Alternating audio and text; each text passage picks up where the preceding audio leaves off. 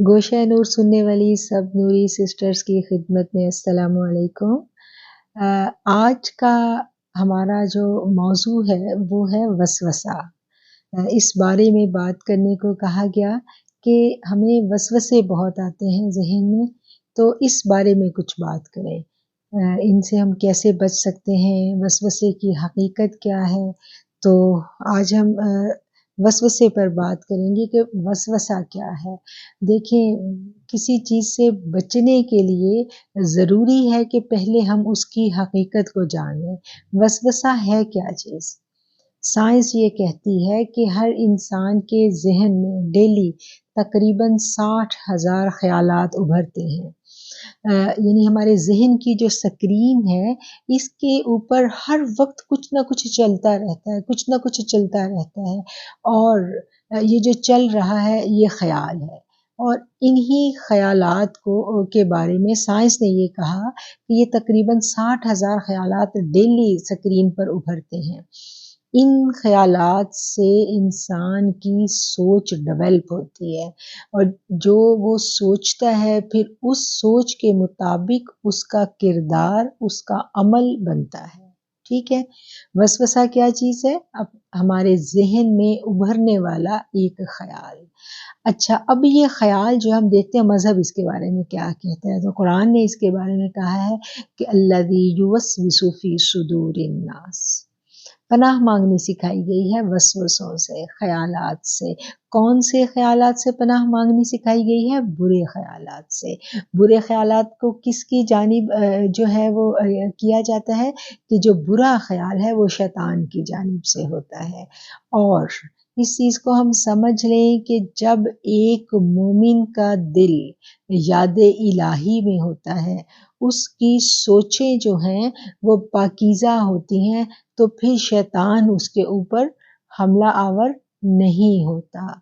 अब क्या है कि वो उसके ऊपर हमला आवर नहीं हो सकता, ठीक है? वो हमला करने की कोशिश ज़रूर करता है। और ये जो नेगेटिव थॉट्स हैं, ये जो इस तरह के वसवसे हैं, ये उस हमला आवर होने की कोशिशें हैं उसकी। तो इन कोशिशों के बारे में वो हमेशा तगो-दो में लगा रहता है कि उसे कामयाबी मिल जाए।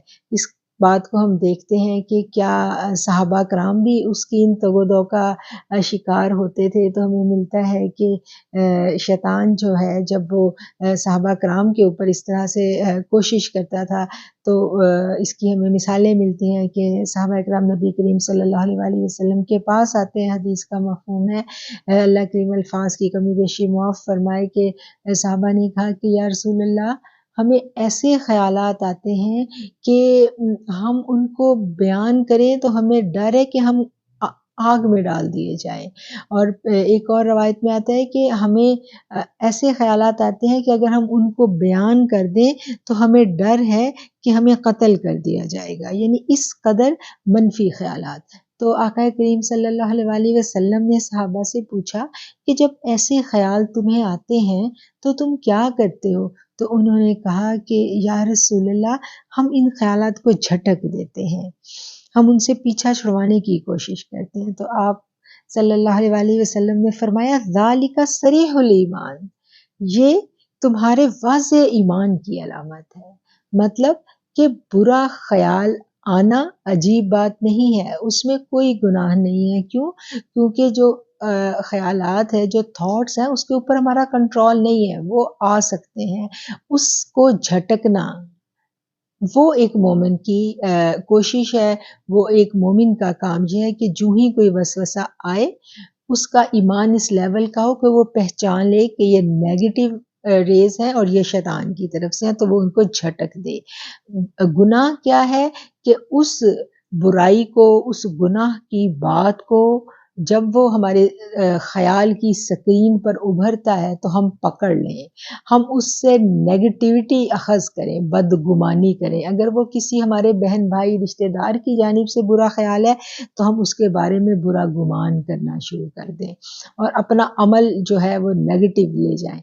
और اگر وہ ہمارے ایمان کے بارے میں کوئی برا خیال ہے تو ہم اس کو سوچیں، اس سوچ کے اوپر ٹائم لگائیں اور بد خیالی، بد گمانی کے مرتکب ہوں۔ مذہب کے بارے میں جیسے لوگوں کو وسوسے آتے ہیں، تو اگر نیگیٹو وسوسہ ہے تو شیطان آپ کے اوپر ڈالتا ہے نیگیٹو وسوسہ، تو جو انسان کے اندر ایمان کی قوت ہوتی ہے وہ اس کو فوراً پکڑ لیتی ہے، پہچان لیتی ہے۔ جیسے صحابہ نے کہا نا کہ ہم ان کو فوراً جھٹکنے کی کوشش کرتے ہیں تو ایمان والا اس کو جھٹک دیتا ہے، اور جب وہ اس کو جھٹک دیتا ہے تو وہ پھر نہ وہ گناہ گار ہے اور نہ ہی اس کا ایمان خراب ہوگا۔ لیکن اگر وہ اس کو پکڑ کے اس سے لذت لیتا ہے اور اس سے اس کا ایکٹ خراب، یعنی اپنے عمل کو وہ خراب کرتا ہے، تو پھر وہ گناہ گار ہے۔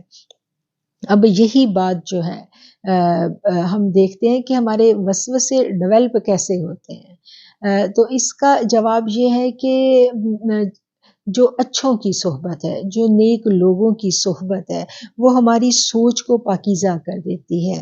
ہمارا ایمان ہماری سوچ کو پاکیزہ کرتا ہے۔ ہم تنہائی میں عبادات کرتے ہیں، نیک عمل کرتے ہیں تو ہماری سوچیں پاکیزہ ہو جاتی ہیں، اور جو ہی کوئی نیگیٹو خیال سکرین پر آتا ہے تو فوراً جو ہماری اسٹرانگ ایمانی قوت ہے وہ اس کو جھٹکتی ہے، ٹھیک ہے۔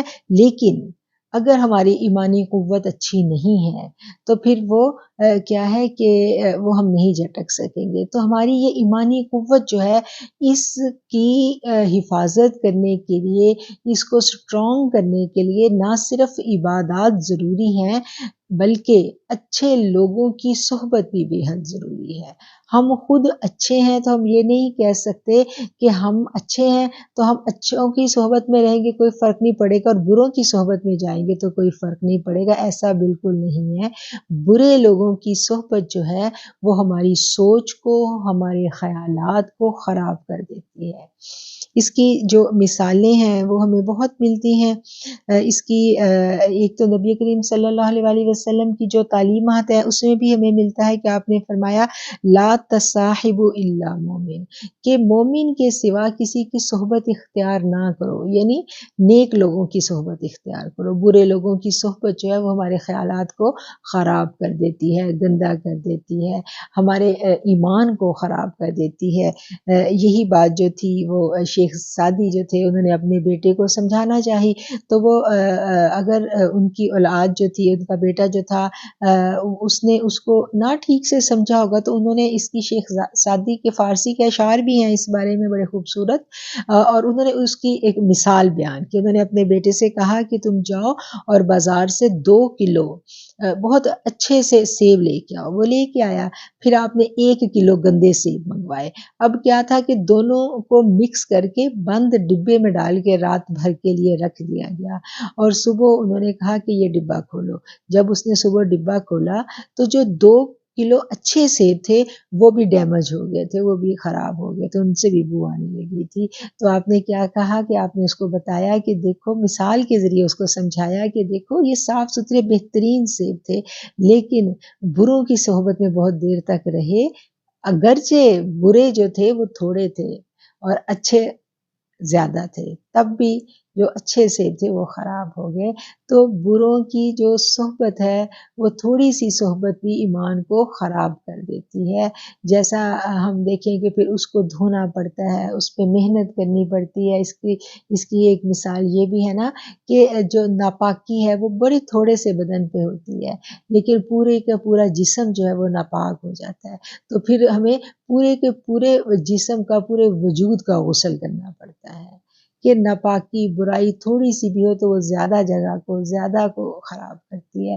تو اس کے لیے جو ایمان کے، اگر ہم نے اپنے ایمان کو بچانا ہے تو اس کے لیے ضروری ہے کہ ہم اچھے لوگوں کی صحبت اختیار کریں۔ بری صحبت، بری گفتگو سننے کے بعد آپ دیکھیں کہ انسان کے ذہن میں بہت عجیب عجیب خیالات آنے لگتے ہیں، اور اگر ایمان کا لیول اچھا نہیں ہے تو پھر ہم ان خیالات کو جھٹکنے میں کامیاب نہیں ہو سکتے۔